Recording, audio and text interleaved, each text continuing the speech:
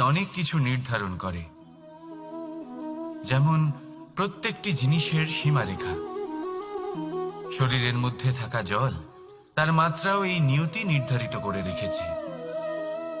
কি করে? দেখুন, যদি সঠিক সময় আপনি পরিশ্রম করে নিজের ঘাম না ঝরান, তাহলে কিছু সময় পরে আপনার চোখের জল অবশ্যই ঝরবে। কারণ সবকিছু যদি ভাগ্যের জোরে পেয়ে যাওয়া যায়, তাকে কর্মের দ্বারা সামলে রাখতে হয়।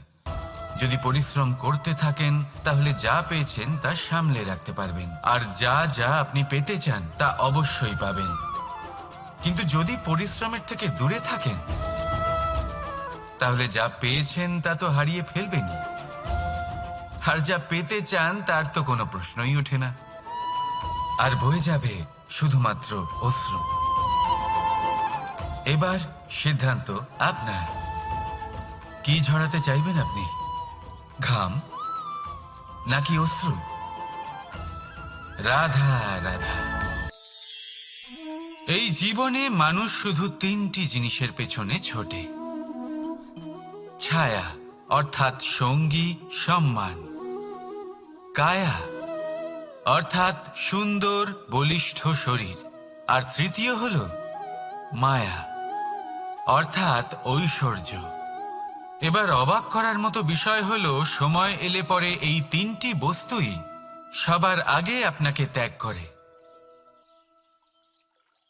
অন্ধকারে ছায়া আপনাকে ত্যাগ করে, বার্ধক্যে কায়া আপনাকে ত্যাগ করে, আর অন্তিম সময়ে মায়াও আপনাকে ত্যাগ করে। এগুলো কিছুই কাজে আসে না যার পেছনে আপনি সারা জীবন দৌড়েই যাচ্ছিলেন। যদি কিছু কাজে লাগে, তা হলো আপনার প্রেমপূর্ণ ব্যবহার যা আপনি সংসারকে দিয়েছেন। এ হলো সেই প্রেম যা অন্ধকারে প্রদীপ হয়ে আপনাকে আলো দেবে। এ হলো সেই প্রেম যা বার্ধক্যে হাত রূপে আপনাকে শক্তি দেবে, সহায়তা করবে। আর যখন আপনার কাছে অর্থ থাকবে না, তখন এই প্রেমই আপনাকে সামর্থ্য যোগাবে। জীবনে যদি কিছু উপার্জন করতে চান, তাহলে শুধু প্রেম উপার্জন করুন। যদি আপনিও আমার মতো দূরের কথা ভাবতে চান, তাহলে শুধুমাত্র প্রেম উপার্জন করুন। আর এখন এই প্রেম ভাব নিয়েই বলুন, রাধা রাধা। কখনো প্রদীপ জ্বালাতে গিয়ে আপনার হাত পুড়ে গেছে? একবার মনে করে দেখুন সেই অনুভূতি। এক্ষুনি মনের মধ্যে যন্ত্রণার এক অনুভূতি বয়ে যাবে। কখনো হাঁটতে হাঁটতে পায়ে কাঁটা ফুটে গেছে? মনে করুন, এক্ষুনি মনের মধ্যে যন্ত্রণার এক অনুভূতি বয়ে যাবে। এরকম কেন হয়ে থাকে? কষ্ট তো শুধু তখন হয়েছিল, কিন্তু যদি আজ মনে করেন, তাহলে সেই যন্ত্রণা আপনার মনে মাথায় থেকেই যায়। এরকম কেন হয়ে থাকে যে জীবনে যখনই আমরা যন্ত্রণার অনুভব করি, তারপর আমরা সেই যন্ত্রণা নিজের সাথে বহন করে নিয়ে চলি? কারণ হলো একটাই, চিন্তা। কোনো যন্ত্রণাই এতটা কষ্ট আমাদের দেয় না যতটা কষ্ট এই চিন্তা দেয়। তাহলে এই চিন্তা ত্যাগ করুন, আর ভাবুন যে কিভাবে নিজেকে সবসময় আনন্দে রাখা যায়। আর অতীতকাল এবং ভবিষ্যতের চিন্তা ছেড়ে দিন, এই বিষয়ে ভাবাই ছেড়ে দিন। শুধুমাত্র এটা ভেবে নিন যে আজ আমায় নিজেকে আনন্দে রাখতে হবে, যে করেই হোক। এটা করা শুরু করে দিন। তারপর আপনি দেখবেন আপনার কাল, পরশু, পরের সপ্তাহ, সমস্ত মাস, সমস্ত বছর, পরের বছর, সম্পূর্ণ জীবন আপনি শুধুমাত্র প্রসন্নতাই পাবেন। এবার আসুন এই প্রসন্নতার সাথেই বলুন, রাধা রাধা। কখনো ভেবে দেখেছেন আমরা জিহ্বার সাথে সাথে কান কেন পেয়েছি? এবার আপনি বলবেন, এ তো সহজ কথা, যাতে আমরা কথা বলার সাথে সাথে শুনতেও শিখি। এবারের আরো একটা গুরুত্ব আছে। আগে আমাকে বলুন, নিজের প্রশংসা শুনতে কার না ভালো লাগে? সবারই ভালো লাগে। এটাই হলো মূল কথা। যদি এই কান দিয়ে আপনি নিজের প্রশংসা শুনতে চান, তাহলে সর্বপ্রথম এই জিহ্বা দিয়ে অন্যের প্রশংসা করতে শিখুন। এবার প্রশংসার বিষয়ে একটা অত্যন্ত গুরুত্বপূর্ণ কথা আপনাদের বলি। কখনো যদি কারোর প্রশংসা আপনি করেন তাহলে সবার আগে সেই ব্যক্তির উৎসাহ বেড়ে যায়, আর তারপর নিজে যদি ভেবে দেখেন তাহলে নিজের মনেও সন্তুষ্টি আর প্রশান্তি চলে আসে। আর একবার যদি এই মন প্রশান্তিতে ভরে যায়, তারপরে কেউ প্রশংসা করুক বা না করুক কিচ্ছু যায় আসে না। সেই জন্য সবসময় অন্যের সম্মান করবেন, স্নেহ করবেন, প্রশংসা করবেন, সুখ ভাগ করে নেবেন। যার মধ্যে যেটা ভালো আছে তা বলুন, তাকে মনে করান তিনিও ভালো, তার উৎসাহ বাড়িয়ে তুলুন। তিনি জীবনে সামনে এগোবেন, আর এই ব্রহ্মাণ্ড আপনাকে কখনো পিছিয়ে থাকতে দেবে না। রাধা রাধা। সত্য এবং অসত্য দুটোর মধ্যে পার্থক্য কি আছে? পার্থক্য হলো অ অক্ষরটার। এবার অ দিয়ে হতে পারে আরম্ভ, অ দিয়ে হতে পারে অন্ত। সত্য হলো সেটা যেখানে সমস্ত পথের আরম্ভ হয়, অসত্য সেটা যেখানে সমস্ত পথের শেষ হয়। এবার এরা চলতে হয়তো পারে না, কিন্তু তাও ছাপ রেখেই যায়। সত্য সেই ছাপ রেখে যায় যা একটা উজ্জ্বল উৎকৃষ্ট উদাহরণ হতে পারে, আর অসত্য সেই উদাহরণ তৈরি করে যা একটা কলঙ্কিত ইতিহাস তৈরি করে। এখন আপনি আগামী সময়ের জন্য কেমন ছাপ রেখে যাবেন, এই সিদ্ধান্ত পুরোপুরি আপনার। রাধা রাধা। চলুন একটা প্রশ্ন করি। কোনো মানুষকে জিজ্ঞাসা করবেন যে সে মূর্খ, অলস, বিবেকহীন, অসফল এইসব বিশেষণ দিয়ে নিজেকে পরিচিত করতে চাইবে? না। কাউকে জিজ্ঞাসা করুন আপনি কি মূর্খ? না। আপনি কি অসফল হয়েছেন? না। আপনি কি বিবেকহীন? না। এবার বলুন আপনি জীবনে মূর্খ ও বিবেকহীন হবার জন্য কোনো ভালো পরিকল্পনা বানিয়েছেন? উত্তর পাবেন না। কারণ কোনো পরিকল্পনা বানানো হয় না যাতে আপনি মূর্খ বা অসফল হন। মানুষ মূর্খ বা অসফল তখন হন যখন কোনো পরিকল্পনাই থাকে না। দেখুন, একটাই ছোট জীবন, তাকে স্থির করুন যাতে অনেক বেশি সংখ্যক মানুষকে আপনি জুড়ে রাখতে পারেন, অনেক বেশি শান্তি পেতে পারেন, অধিকতর সাফল্য লাভ করতে পারেন, বেশিরভাগ মানুষের পথপ্রদর্শক হয়ে তাদের মঙ্গল করতে পারেন। অসফল হয়ে বাড়িতে বসে থাকার চেয়ে ভালো হলো যে আপনি একটা পরিকল্পনা করে অসফল হন, কারণ তখন আপনার কাছে আরো একটা বিকল্প থাকবে, একটা নতুন পরিকল্পনা বানানোর, তাকে সার্থক করার। কারণ এমন কোনো পরিকল্পনা তো অবশ্যই থাকবে যা আপনাকে আপনার লক্ষ্যে পৌঁছে দেবে, তাই তো? রাধা রাধা। সূর্য কারোর জন্য হলেন শক্তিদাতা ঈশ্বর, আবার কোনো প্যাঁচার জন্য হলো চোখ বন্ধ করে দেওয়ার মতো তীব্র আলো। নদী কারোর জন্য হলো তৃষ্ণা মেটানোর স্রোত, আবার কারোর জন্য বন্যারূপী বিনাশকারী আশঙ্কা। সাগর কারোর জন্য হলো নোনা জলের ভান্ডার, আবার কারোর জন্য অগন্তি প্রাণী জগতের সম্ভার। প্রশ্ন হলো প্রত্যেক ব্যক্তির জন্য প্রত্যেক অনুভূতি বা বস্তুর সারমর্ম আলাদা কেন হয়ে থাকে? যা কারোর জন্য হলো বিষ তা অন্য কারোর জন্য অমৃত কেন? যা কারোর জন্য অমৃত তা অন্যের জন্য বিষ কেন? উত্তর বড়ই সোজা। আমরা বস্তু বা অনুভূতিগুলিকে সেভাবে দেখি না যেরকম তা হয়ে থাকে। আমরা বস্তু বা অনুভূতিকে সেভাবে দেখি যেরকম আমরা হয়ে থাকি। এবার এর উপায় কি হতে পারে?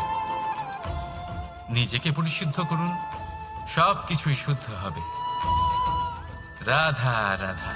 প্রেম, ঘৃণা, এই দুই হলো একই শব্দ। কিভাবে? দেখুন না, দুটোতেই আড়াই অক্ষর রয়েছে। দুটোই হলো সেই অনুভূতি যা আমাদের মনের সাথে জড়িত, আর এই দুই অনুভূতির সাথেই জড়িত মানুষ আমাদের জন্য গুরুত্বপূর্ণ। পার্থক্য শুধু এটাই যে প্রেম পায় সম্মান আর ঘৃণাকে করা হয় অবজ্ঞা। এরকম কেন? কারণ প্রেম হলো সেই অনুভূতি যেখানে মানুষ সব কিছু দিয়ে দিতে চায়, সব কিছু লুটিয়ে দিতে চায়। সেখানে ঘৃণা হলো এমন অনুভূতি যেখানে মানুষ সবকিছু কেড়ে নিতে চায়, সবকিছু জিতে নিতে চায়। তাও প্রেমের অনুভূতি কখনো আপনাকে হারতে দেয় না, আর ঘৃণার অনুভূতি কখনো আপনাকে জিততে দেয় না। এবার কি করবেন আপনি? একটাই জীবন, ঘৃণার সাথে বাঁচবেন নাকি প্রেমের সাথে? আমি তো প্রেমকেই চয়ন করব। রাধা রাধা।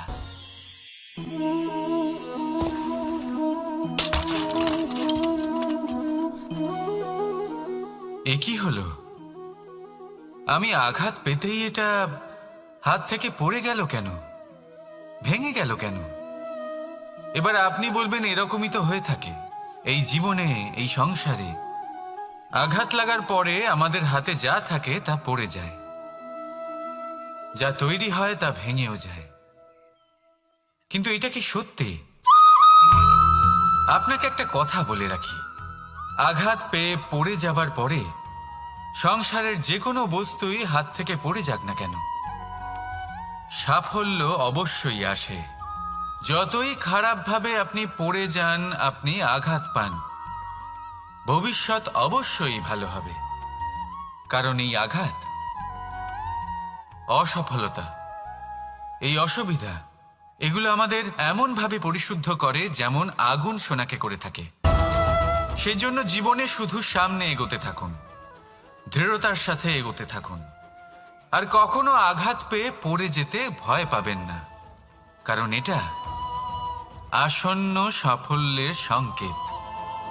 আর সাফল্য তখনই আসবে যখন আপনি পড়ে যাবেন, যখন আপনি আবার উঠে দাঁড়াবেন এবং আপনি আবার জীবনে সামনে এগোতে থাকবেন। রাধা রাধা। সময় অত্যন্ত কঠোর প্রভু।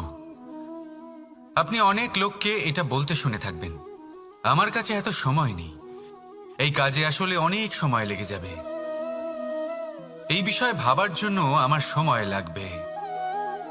আচ্ছা, আমি আপনাকে একটা কথা বলে রাখি, যদি আপনি এটা নিশ্চিত করার জন্য বেশি সময় নিয়ে ফেলেন যে আপনার কি করা উচিত, তাহলে সময় এটা নিশ্চয়ই করে নেবে যে আপনার সাথে কি করা যেতে পারে। কারণ এই সময় এ কিন্তু অত্যন্ত কঠোর। যতক্ষণ আপনার সাথে রয়েছে এর সমাদর করতে শিখুন, এর সম্মান করতে শিখুন, এর সদ্ব্যবহার করতে শিখুন। যদি এরকম না করেন তাহলে এই সময়ের নিজেকে আর আপনাকে বদলাতে অধিক সময় লাগবে না। তাহলে আসুন, এবার সময় এসে গেছে ভালোবেসে বলার রাধা রাধা। এই পাথর দেখছেন আপনি, নদীর তলদেশে পাওয়া যায়।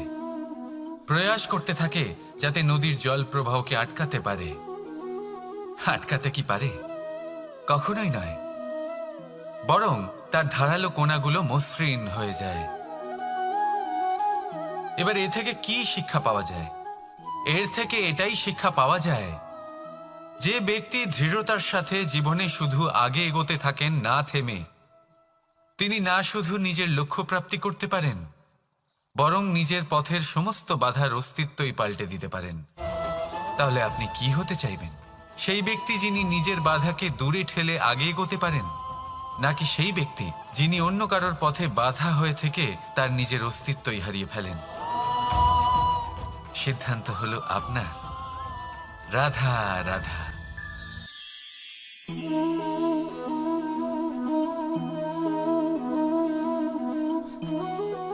এই শুকনো পাতা দেখতে পাচ্ছেন?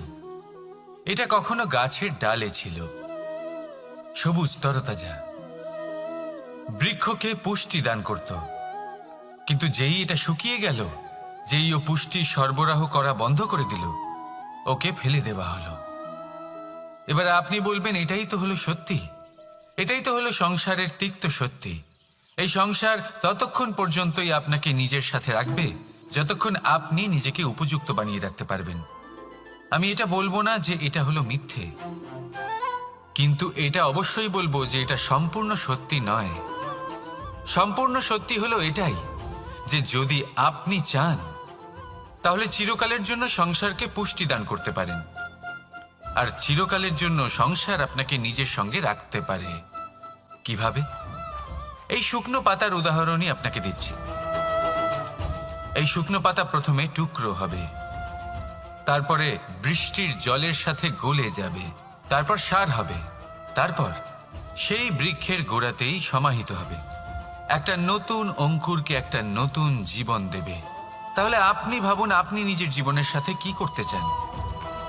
যদি কখনো আপনি পড়ে যান, অসফল হয়ে থাকেন, তাহলে আপনি কি এই উৎসাহ হারিয়ে ফেলবেন, নাকি আবার উঠে দাঁড়াবেন আর আবার এক নতুন সংসারের রচনা করবেন?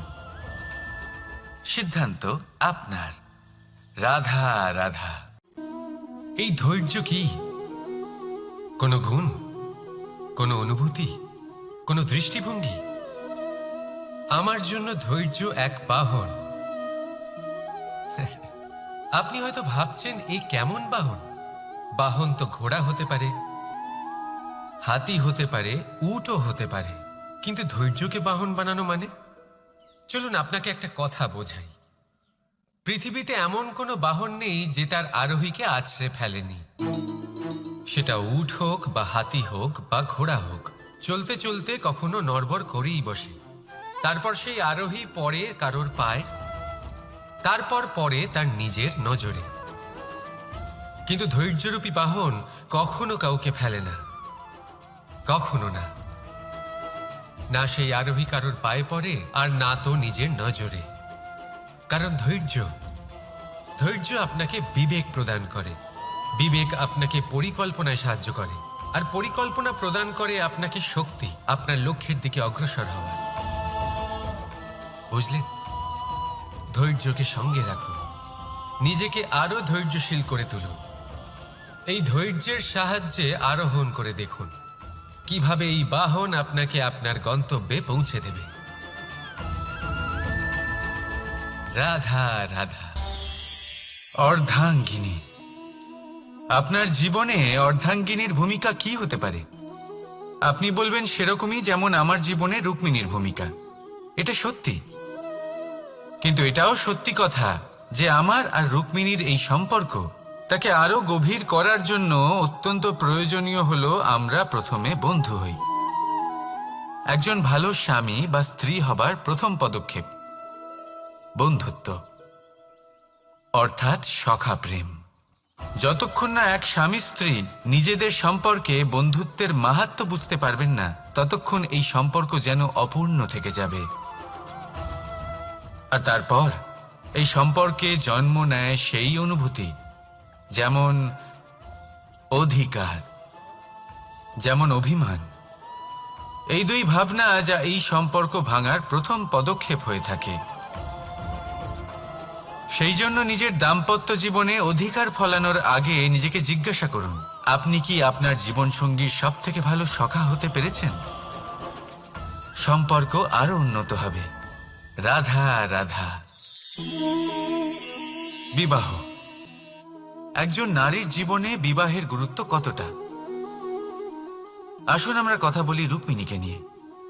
একজন নারী যিনি পবিত্র মানসিকতা নিয়ে কাউকে ভালোবেসেছেন, তাকে বিয়ে করতে চেয়েছেন।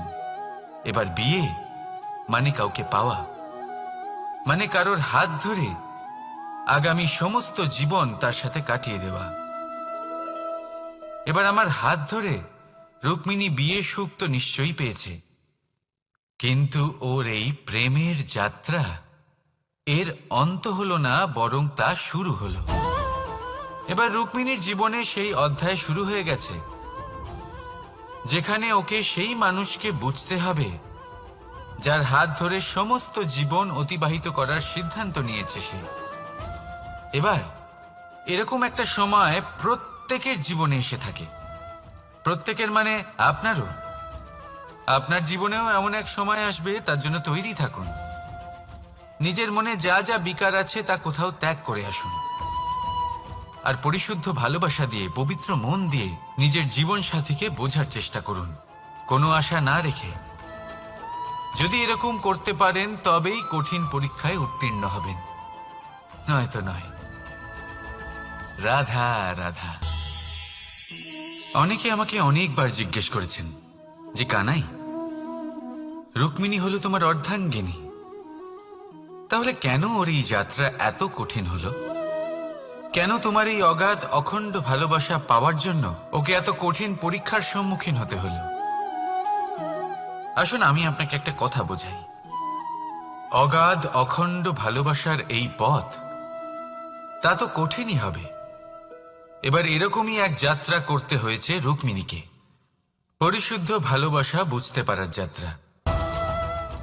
এমন ভালোবাসা যা কিনা ক্রোধ, ভয়, মোহ, অধিকার, অহংকার, হিংসা এই সমস্ত বিকারের ঊর্ধ্বে। এবার এই যাত্রায় ওকে সাহায্য করবে রাধা। আর শুধু তাই নয়, আমি আপনাকে বলি, সংসারের প্রত্যেক নারী এই যাত্রা করে থাকেন। এবার যে নারী এই যাত্রার শেষ পর্যন্ত পৌঁছতে পারেন, তিনি এক উচ্চ স্তরে পৌঁছে যেতে পারেন, যেখানে তাকে বলা হয় অর্ধাঙ্গিনী।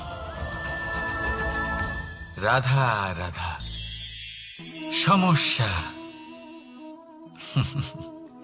এবারে বলুন, সমস্যা কার জীবনে নেই? প্রত্যেকের জীবনে সমস্যা থাকেই। হ্যাঁ ঠিক আছে, জীবন আছে যখন, তখন সময়ের সাথে সমস্যাও আসবে। কিন্তু প্রত্যেক সমস্যাই কি সময়ই নিয়ে আসে? না, আপনি সমস্ত সমস্যার দায় সময়কে দিতে পারেন না। বেশিরভাগ সমস্যা তো এমন হয়ে থাকে যাদের আমরা নিজেরাই ডেকে আনি। হে সমস্যা, এসো, আমি তোমার জন্য অপেক্ষা করছি। কিভাবে? এবার এটা নির্ভর করছে আপনার হ্যাঁ বা না এর ওপরে। বেশিরভাগ সমস্যাই এই জন্য আসে যেহেতু আমরা বারবার হ্যাঁ বলতে থাকি, আর বেশিরভাগ সমস্যা এই জন্যই আসে যেহেতু আমরা সঠিক সময় না বলতে পারি না। সেই জন্য না ভেবেচিন্তে কোনো কথা বা কোনো প্রস্তাবের সমর্থন করলে তা আপনাকে খুব বড় বিপদে ফেলে দিতে পারে। সেইখানেই কখনো না না বলতে পারা, তা আপনাকে তার থেকেও বড় বিপদে ফেলে দিতে পারে। তাই মনে রাখবেন, এই অত্যন্ত জরুরি শিক্ষা। সব সময় খুব ভেবে চিন্তেই হ্যাঁ বলবেন, আর দৃঢ়তার সাথে না বলবেন।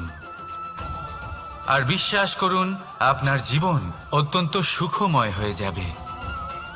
তাহলে আসুন আমার সাথে ভালোবেসে বলুন, রাধা রাধা। সাফল্য। সাফল্য এই পৃথিবীতে কে না পেতে চান? প্রত্যেক মানুষ চান যেন সাফল্য নিজে এসে তার কাছে ধরা দেয়। এবার সাফল্য তাদের কাছে এসে ধরা দেয় যারা নিজের পা ধরাতলে রেখে চলেন, যারা স্বপ্নের জগতে বিচরণ না করে বাস্তবের মাটিতে পা রেখে চলেন, এবং তাও দৃঢ়তার সাথে। সাফল্য তারা পান না যারা বাড়িতে বসে বসে শুধু স্বপ্ন দেখেন। সাফল্য নিজে থেকে তাদের কাছেই আসে যারা নিরন্তর চেষ্টা করেন, যারা পরিশ্রম করেন আর নিজের এই জীবনকে অন্যের কাছে সফল করে দেখান। তাহলে সিদ্ধান্ত হলো আপনার। সফল সবাই হতে চান, স্বপ্ন সবাই সার্থক করতে চান। স্বপ্ন তখনই সার্থক হয় যখন পরিশ্রম করবেন, আর সাফল্য তখনই আপনার সাথে থাকবে যতক্ষণ আপনি বিনম্র থাকবেন। তাহলে আসুন আমার সাথে ভালোবেসে বলুন, রাধা রাধা। এই পুষ্প দেখতে পাচ্ছেন আপনি? কি সুন্দর এই পুষ্প। সবাই চায় এরকম কোনো এক পুষ্প সে নিজের করে নেবে, নিজের কাছে রাখবে। এবার ভাবুন, এই পুষ্প যে সম্মান পায় তা কিসের জন্য পায়? শুধু কি তাকে সুন্দর দেখতে বলে? আসুন আপনাকে একটা কথা বোঝাই। এই ফুল যখন গাছে থাকে তখন এই রূপ আমাদের আকর্ষণ করে। এই ফুল দিয়ে যদি আপনি মালা বানান, কোনো মূর্তিতে দেন, তাহলে তা সম্মানের নিদর্শন হয়। এবার এই ফুলই যদি আপনি বিছানাতে ছড়িয়ে দেন, তাহলে সেই দৃশ্য দেখে সেই সুবাসে আপনার মন পুলকিত হয়ে ওঠে। কিন্তু ভাবুন, এই পুষ্পই যদি আপনি চিতায় সাজান, তাহলে এই পুষ্পকে আর কেউ সম্মান করে না। এ কিরকম কথা? সেই একই পুষ্প এক পরিস্থিতিতে সম্মান পাচ্ছে, এক পরিস্থিতিতে নয়। কেন? কারণ এতেই লুকিয়ে রয়েছে একটা গুরুত্বপূর্ণ শিক্ষা। এর সারমর্ম হলো এটাই যে এই সম্মান ব্যক্তি বা বস্তুকে করা হয় না, সম্মান করা হয় সময় এবং পরিস্থিতিকে। এবার এই যে সময়, তা কখনোই আমাদের বশে থাকে না। আমাদের বশে থাকে পরিস্থিতি। আমাদের পরিস্থিতি কেমন হবে তার সিদ্ধান্ত স্বয়ং আমরাই নিই। আর যেরকম আমাদের পরিস্থিতি হবে সেরকমই আমাদের সম্মান করা হবে। তাহলে আসুন আমার সাথে ভালোবেসে বলুন, রাধা রাধা। আপনি কখনো কোনো ঝর্ণার ধারে বসে থাকুন আর সেই ধ্বনি শুনতে থাকুন। আহা হা হা, সেই ধ্বনি মনকে শান্ত করে দেয়, আমাদের মধ্যে এক আনন্দের সঞ্চার করে। একেই আমি বলি নৈসর্গিক সঙ্গীত। কখনো ভেবে দেখেছেন এই সঙ্গীত উৎপন্ন করার জন্য জলকে কত পরিশ্রম করতে হয়, কি না করতে হয়? ভেবে দেখুন, সেই জল কোথা কোথা থেকে পড়েছে, কত কত পাথরের সাথে ধাক্কা খেয়েছে, কত তীক্ষ্ণ পাথরের সাথে সম্মুখীন হয়েছে, তাকে কিভাবে পার করেছে, নিজের শরীরের সাথে লেগে থাকা সেই পাথরের সাথে কিভাবে সংঘর্ষ করেছে, কিভাবে সামনে এগিয়েছে। ভাবুন, এই সব কিছু হওয়ার পরেই সেই সঙ্গীত উৎপন্ন হয়েছে। এই ঝর্ণার এই মধুর সঙ্গীত কখনো আপনার কান পর্যন্ত পৌঁছতই না যদি সেই জলের বিরোধিতা করার জন্য সেই পাথর না থাকতো। এর সারমর্ম কি হতে পারে? সারমর্ম হলো একটাই, এই সব বাধার সম্মুখীন হন, এদের থেকে দূরে পালাবেন না। কারণ এই বাধা হলো নৈসর্গিক, সবার জীবনে এই বাধা রয়েছে। তার সম্মুখীন হন, জীবনের সামনে এগোন। আর আপনিও নিজের ভেতর থেকে সৃষ্টি করুন এই নৈসর্গিক সঙ্গীত, আর এই সংসারে ছড়িয়ে দিন শান্তি আর প্রসন্নতা। রাধা রাধা। সংসারে নিয়তি অনেক কিছু নির্ধারণ করে, যেমন প্রত্যেকটি জিনিসের সীমারেখা। শরীরের মধ্যে থাকা জল, তার মাত্রাও এই নিয়তি নির্ধারিত করে রেখেছে। কি করে? দেখুন, যদি সঠিক সময়ে আপনি পরিশ্রম করে নিজের ঘাম না ঝরান, তাহলে কিছু সময় পরে আপনার চোখের জল অবশ্যই ঝরবে। কারণ সবকিছু যদি ভাগ্যের জোরে পেয়ে যাওয়া যায়, তাকে কর্মের দ্বারা সামলে রাখতে হয়। যদি পরিশ্রম করতে থাকেন, তাহলে যা পেয়েছেন তা সামলে রাখতে পারবেন, আর যা যা আপনি পেতে চান তা অবশ্যই পাবেন। কিন্তু যদি পরিশ্রমের থেকে দূরে থাকেন, তাহলে যা পেয়েছেন তা তো হারিয়ে ফেলবেনই, আর যা পেতে চান তার তো কোনো প্রশ্নই ওঠে না, আর বয়ে যাবে শুধুমাত্র অশ্রু। এবার সিদ্ধান্ত আপনার। কি ঝরাতে চাইবেন আপনি? ঘাম নাকি অশ্রু? রাধা রাধা। এই জীবনে মানুষ শুধু তিনটি জিনিসের পেছনে ছোটে: ছায়া অর্থাৎ সঙ্গী সম্মান, কায়া অর্থাৎ সুন্দর বলিষ্ঠ শরীর, আর তৃতীয় হল মায়া অর্থাৎ ঐশ্বর্য। এবার অবাক করার মতো বিষয় হলো, সময় এলে পরে এই তিনটি বস্তুই সবার আগে আপনাকে ত্যাগ করে। অন্ধকারে ছায়া আপনাকে ত্যাগ করে, বার্ধক্যে কায়া আপনাকে ত্যাগ করে, আর অন্তিম সময়ে মায়াও আপনাকে ত্যাগ করে। এগুলো কিছুই কাজে আসে না যার পেছনে আপনি সারা জীবন দৌড়েই যাচ্ছিলেন। যদি কিছু কাজে লাগে, তা হলো আপনার প্রেমপূর্ণ ব্যবহার যা আপনি সংসারকে দিয়েছেন। এ হলো সেই প্রেম যা অন্ধকারে প্রদীপ হয়ে আপনাকে আলো দেবে। এ হলো সেই প্রেম যা বার্ধক্যে হাত রূপে আপনাকে শক্তি দেবে, সহায়তা করবে। আর যখন আপনার কাছে অর্থ থাকবে না, তখন এই প্রেমই আপনাকে সামর্থ্য যোগাবে। জীবনে যদি কিছু উপার্জন করতে চান তাহলে শুধু প্রেম উপার্জন করুন। যদি আপনিও আমার মতো দূরের কথা ভাবতে চান তাহলে শুধুমাত্র প্রেম উপার্জন করুন।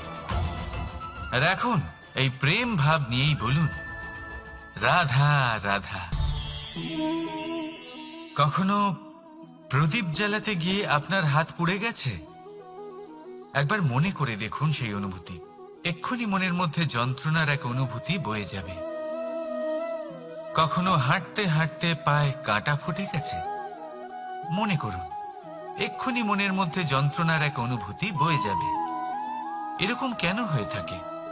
কষ্ট তো শুধু তখন হয়েছিল, কিন্তু যদি আজ মনে করেন তাহলে সেই যন্ত্রণা আপনার মনে মাথায় থেকেই যায়। এরকম কেন হয়ে থাকে যে জীবনে যখনই আমরা যন্ত্রণার অনুভব করি তারপর আমরা সেই যন্ত্রণা নিজের সাথে বহন করে নিয়ে চলি? কারণ হলো একটাই, চিন্তা। কোনো যন্ত্রণাই এতটা কষ্ট আমাদের দেয় না যতটা কষ্ট এই চিন্তা দেয়। তাহলে এই চিন্তা ত্যাগ করুন আর ভাবুন যে কিভাবে নিজেকে সব সময় আনন্দে রাখা যায়। আর অতীতকাল এবং ভবিষ্যতের চিন্তা ছেড়ে দিন, এই বিষয়ে ভাবাই ছেড়ে দিন। শুধুমাত্র এটা ভেবে নিন যে আজ আমায় নিজেকে আনন্দে রাখতে হবে যে করেই হোক। এটা করা শুরু করে দিন। তারপর আপনি দেখবেন আপনার কাল, পরশু, পরের সপ্তাহ, সমস্ত মাস, সমস্ত বছর, পরের বছর, সম্পূর্ণ জীবন আপনি শুধুমাত্র প্রসন্নতাই পাবেন। এবার আসুন এই প্রসন্নতার সাথেই বলুন, রাধা রাধা। কখনো ভেবে দেখেছেন আমরা জিহ্বার সাথে সাথে কান কেন পেয়েছি? এবার আপনি বলবেন এ তো সহজ কথা, যাতে আমরা কথা বলার সাথে সাথে শুনতেও শিখি। এবারের আরো একটা গুরুত্ব আছে। আগে আমাকে বলুন, নিজের প্রশংসা শুনতে কার না ভালো লাগে? সবারই ভালো লাগে। এটাই হলো মূল কথা। যদি এই কান দিয়ে আপনি নিজের প্রশংসা শুনতে চান তাহলে সর্বপ্রথম এই জিহ্বা দিয়ে অন্যের প্রশংসা করতে শিখুন। এবার প্রশংসার বিষয়ে একটা অত্যন্ত গুরুত্বপূর্ণ কথা আপনাদের বলি। কখনো যদি কারোর প্রশংসা আপনি করেন তাহলে সবার আগে সেই ব্যক্তির উৎসাহ বেড়ে যায়। আর তারপর নিজে যদি ভেবে দেখেন তাহলে নিজের মনেও সন্তুষ্টি আর প্রশান্তি চলে আসে। আর একবার যদি এই মন প্রশান্তিতে ভরে যায় তারপরে কেউ প্রশংসা করুক বা না করুক কিচ্ছু যায় আসে না। সেই জন্য সবসময় অন্যের সম্মান করবেন, স্নেহ করবেন, প্রশংসা করবেন, সুখ ভাগ করে নেবেন। যার মধ্যে যেটা ভালো আছে তা বলুন, তাকে মনে করান তিনিও ভালো, তার উৎসাহ বাড়িয়ে তুলুন। তিনি জীবনে সামনে এগোবেন আর এই ব্রহ্মাণ্ড আপনাকে কখনো পিছিয়ে থাকতে দেবে না। রাধা রাধা। সত্য এবং অসত্য দুটোর মধ্যে পার্থক্য কি আছে? পার্থক্য হলো অ অক্ষরটার। এবার অ দিয়ে হতে পারে আরম্ভ, অ দিয়ে হতে পারে অন্ত। সত্য হলো সেটা যেখানে সমস্ত পথের আরম্ভ হয়, অসত্য সেটা যেখানে সমস্ত পথের শেষ হয়। এবার এরা চলতে হয়তো পারে না, কিন্তু তাও ছাপ রেখেই যায়। সত্য সেই ছাপ রেখে যায় যা একটা উজ্জ্বল উৎকৃষ্ট উদাহরণ হতে পারে, আর অসত্য সেই উদাহরণ তৈরি করে যা একটা কলঙ্কিত ইতিহাস তৈরি করে। এখন আপনি আগামী সময়ের জন্য কেমন ছাপ রেখে যাবেন এই সিদ্ধান্ত পুরোপুরি আপনার। রাধা রাধা। চলুন একটা প্রশ্ন করি। কোন মানুষকে জিজ্ঞাসা করবেন যে সে মূর্খ, অলস, বিবেকহীন, অসফল এইসব বিশেষণ দিয়ে নিজেকে পরিচিত করতে চাইবে? না। কাউকে জিজ্ঞাসা করুন আপনি কি মূর্খ? না। আপনি কি অসফল হয়েছেন? না। আপনি কি বিবেকহীন? না। এবার বলুন, আপনি জীবনে মূর্খ ও বিবেকহীন হবার জন্য কোনো ভালো পরিকল্পনা বানিয়েছেন? উত্তর পাবেন না। কারণ কোনো পরিকল্পনা বানানো হয় না যাতে আপনি মূর্খ বা অসফল হন। মানুষ মূর্খ বা অসফল তখন হন যখন কোনো পরিকল্পনাই থাকে না। দেখুন, একটাই ছোট জীবন, তাকে স্থির করুন যাতে অনেক বেশি সংখ্যক মানুষকে আপনি জুড়ে রাখতে পারেন, অনেক বেশি শান্তি পেতে পারেন, অধিকতর সাফল্য লাভ করতে পারেন, বেশিরভাগ মানুষের পথপ্রদর্শক হয়ে তাদের মঙ্গল করতে পারেন। অসফল হয়ে বাড়িতে বসে থাকার চেয়ে ভালো হলো যে আপনি একটা পরিকল্পনা করে অসফল হন, কারণ তখন আপনার কাছে আরও একটা বিকল্প থাকবে, একটা নতুন পরিকল্পনা বানানোর, তাকে সার্থক করার। কারণ এমন কোনো পরিকল্পনা তো অবশ্যই থাকবে যা আপনাকে আপনার লক্ষ্যে পৌঁছে দেবে, তাই তো? রাধা রাধা। সূর্য কারোর জন্য হলেন শক্তিদাতা ঈশ্বর, আবার কোনো প্যাঁচার জন্য হলো চোখ বন্ধ করে দেওয়ার মতো তীব্র আলো। নদী কারোর জন্য হলো তৃষ্ণা মেটানোর স্রোত, আবার কারোর জন্য বন্যারূপী বিনাশকারী আশঙ্কা। সাগর কারোর জন্য হলো নোনা জলের ভাণ্ডার, আবার কারোর জন্য অগন্তি প্রাণী জগতের সম্ভার। প্রশ্ন হলো, প্রত্যেক ব্যক্তির জন্য প্রত্যেক অনুভূতি বা বস্তুর সারমর্ম আলাদা কেন হয়ে থাকে? যা কারোর জন্য হলো বিষ, তা অন্য কারোর জন্য অমৃত কেন? যা কারোর জন্য অমৃত, তা অন্যের জন্য বিষ কেন? উত্তর বড়ই সোজা। আমরা বস্তু বা অনুভূতিগুলিকে সেভাবে দেখি না যেরকম তা হয়ে থাকে। আমরা বস্তু বা অনুভূতিকে সেভাবে দেখি যেরকম আমরা হয়ে থাকি। এবার এর উপায় কি হতে পারে? নিজেকে পরিশুদ্ধ করুন, সব কিছুই শুদ্ধ হবে। রাধা রাধা। প্রেম, ঘৃণা, এই দুই হলো একই শব্দ। কিভাবে? দেখুন না, দুটোতেই আড়াই অক্ষর রয়েছে। দুটোই হলো সেই অনুভূতি যা আমাদের মনের সাথে জড়িত, আর এই দুই অনুভূতির সাথেই জড়িত মানুষ আমাদের জন্য গুরুত্বপূর্ণ। পার্থক্য শুধু এটাই যে প্রেম পায় সম্মান আর ঘৃণাকে করা হয় অবজ্ঞা। এরকম কেন? কারণ প্রেম হলো সেই অনুভূতি যেখানে মানুষ সব কিছু দিয়ে দিতে চায়, সব কিছু লুটিয়ে দিতে চায়। সেখানে ঘৃণা হলো এমন অনুভূতি যেখানে মানুষ সবকিছু কেড়ে নিতে চায়, সবকিছু জিতে নিতে চায়। তাও প্রেমের অনুভূতি কখনো আপনাকে হারতে দেয় না, আর ঘৃণার অনুভূতি কখনো আপনাকে জিততে দেয় না। এবার কি করবেন আপনি? একটাই জীবন, ঘৃণার সাথে বাঁচবেন নাকি প্রেমের সাথে? আমি তো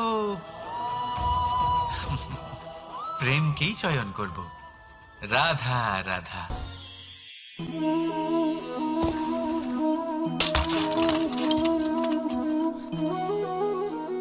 এ কি হলো? আমি আঘাত পেতেই এটা হাত থেকে পড়ে গেল কেন? ভেঙে গেল কেন? এবার আপনি বলবেন, এরকমই তো হয়ে থাকে এই জীবনে, এই সংসারে। আঘাত লাগার পরে আমাদের হাতে যা থাকে তা পড়ে যায়, যা তৈরি হয় তা ভেঙেও যায়। কিন্তু এটা কি সত্যি? আপনাকে একটা কথা বলে রাখি, আঘাত পেয়ে পড়ে যাবার পরে সংসারের যে কোনো বস্তুই হাত থেকে পড়ে যাক না কেন, সাফল্য অবশ্যই আসে। যতই খারাপভাবে আপনি পড়ে যান, আপনি আঘাত পান, ভবিষ্যৎ অবশ্যই ভালো হবে। কারণ এই আঘাত, অসফলতা, এই অসুবিধা, এগুলো আমাদের এমনভাবে পরিশুদ্ধ করে যেমন আগুন সোনাকে করে থাকে। সেই জন্য জীবনে শুধু সামনে এগোতে থাকুন, দৃঢ়তার সাথে এগোতে থাকুন, আর কখনো আঘাত পেয়ে পড়ে যেতে ভয় পাবেন না। কারণ এটা আসন্ন সাফল্যের সংকেত। আর সাফল্য তখনই আসবে যখন আপনি পড়ে যাবেন, যখন আপনি আবার উঠে দাঁড়াবেন এবং আপনি আবার জীবনে সামনে এগোতে থাকবেন। রাধা রাধা।